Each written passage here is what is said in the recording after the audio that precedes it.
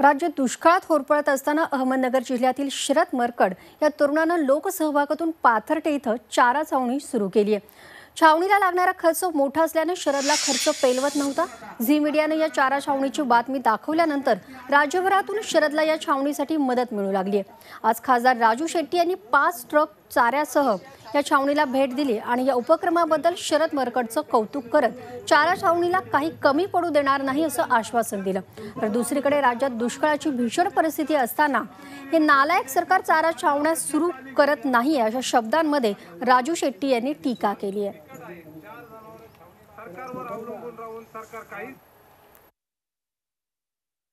आमच्या शरद मरकड या 19 वर्षाच्या महाविद्यालयीन तरुणानं स्वाभिमानी शेतकरी संघटनेच्या माध्यमातून इथं एक चारा छावणी सुरू केलेली आहे। लोकवर्गणीतून लोकसहभागातून ही चारा छावणी सुरू झालेली आहे आणि अतिशय अभिमानास्पद ही गोष्ट आहे। म्हणजे जे सरकार करायला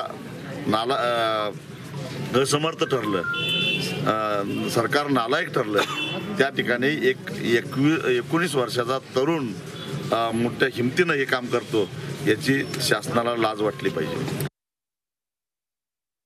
सरकारनं दुष्काळ जाहीर करून 2.5 महिने झाले, परंतु चाऱ्याची काहीच व्यवस्था केलेली नाही। खरं तर या काळामध्ये ज्यांच्याकडे पाणी उपलब्ध आहे त्या शेतकऱ्यांच्या बरोबर चारा पुरवण्याच्या संदर्भामध्ये करार सरकारला करता आला असता। कृषी खात्यामार्फत अशा प्रकारचं चाऱ्याचं नियोजन करता आलं असतं, पण यातलं काहीही सरकारनं केलेलं नाही।